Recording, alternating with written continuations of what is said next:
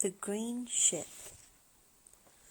I can remember very clearly, even now, what it was like when we climbed over the wall into the garden of the big house. We knew we weren't supposed to. We had been staying with our aunt for a fortnight already, and we were beginning to feel bored, so we were on the lookout for an adventure. Over the wall it wasn't much like the kind of garden we were used to, more like a park or even a forest. We could be explorers, Alice said, crashing into the undergrowth. I wonder what we shall discover. The trees were huge and covered with ivy. It really was very like a jungle. We plunged deeper and deeper into it. We thought we were completely lost. Then all at once we pushed aside a screen of branches and saw something absolutely astonishing. It was a ship. At least, it wasn't a real ship, but you could see it was meant to be a ship. Bushes had been cut into the shape of bows and stern, and 2 trees trimmed to look like funnels. On either side of these there were 2 tall, thin trees with not many branches that were obviously meant to be masts. Then Alice said, "Come on, there's nobody about. Let's get a look at it." Towards the back of the ship there was also something like a tree house or a small garden shed perched on top of an ancient tree stump. A set of wooden steps led up to it, and we climbed them and went in. Inside there was a wheel with spokes that stuck out, just as if it was a proper ship. On a little shelf there was a telescope, and next to it a photo in a brown wooden frame of a man in uniform. From the roof hung an old lantern. Through the windows you could see for miles. You could almost believe you were at sea. And then suddenly we were taken by surprise by a voice which said, "Well, what we have here, boatswain? Stowaways?" There was a thin lady in a dark dress looking up at us. "What do you think, boatswain? Shall we clap them in the irons?" "Only youngsters," said the boatswain, who actually looked more like a gardener. "Swabbing the decks is the thing, if you ask me. And after that, perhaps we shall have tea on the deck." Swabbing the decks turned out to be sweeping away the leaves, but tea really was tea, with Madeira cake and cucumber sandwiches. At the end of it, Mrs. Treadgar, that was her name, said, "The boatswain will see you ashore. Why not come aboard again tomorrow? I'm sure that's what the captain would have wished."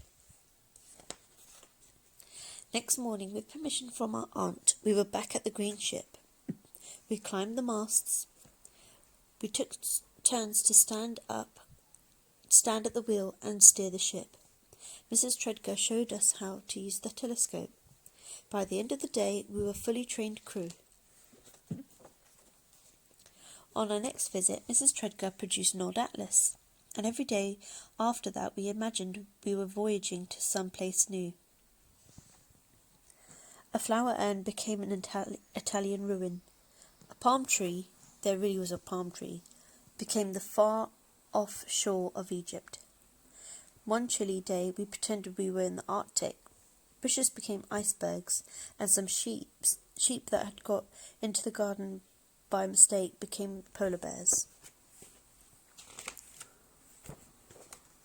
The last few days of our holiday were hot and sunny.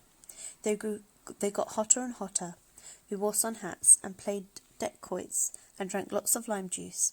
It seemed as though we were heading southward through the tropical seas.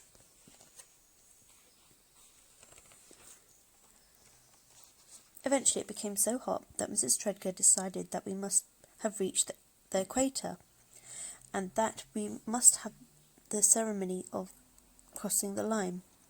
The boatswain was King Neptune, with a beard made of garden twine and a hay-fork for a trident. First-timers had to be shaved, which seemed to include Alice as well as me. There was a bucket of soap suds and a sort of wooden butter knife from the kitchen, and we all got very wet. The next day was the last full day of our holiday, and it was agreed that we should stay overnight at the big house. The weather was hotter than ever, and everything was absolutely still. And then, after tea, the sky suddenly turned a strange colour, and large drops of rain began to fall. "There's going to be a storm," said Mrs. Treadgar. "Come on, crew, into the wheelhouse." A huge warm wind blew through the garden. Mrs. Treadgar took the wheel. "What would the captain have done?" she said. "Steer into the eye of the storm. That's it, steer into the eye of the storm." And what a storm it was! There were huge claps of thunder. Lightning crackled across the whole of the sky. The swaying of the lantern and the rain rushing against the windows made it seem as though we were truly at sea. The storm seemed to go on forever. At some point we must have fallen asleep, because when we awoke we were on the floor of the wheelhouse, and early morning sunlight was shining on us. Mrs. Treadgar was still at the wheel. "She came through," she said. "She came through." Then she turned and looked at us and said, "Well done, crew. The captain would have been proud of you." And then Mrs. Treadgar walked out across the grass with a long trail of ivy tied up at the battered ship, as if she had come into port at last. We still go back to see Mrs. Treadgar every year. The boatswain says that he's getting too stiff to climb up and trim the masts and funnels, and that Mrs. Treadgar doesn't seem to mind. And so gradually, year by year, the trees are growing back to their old shape.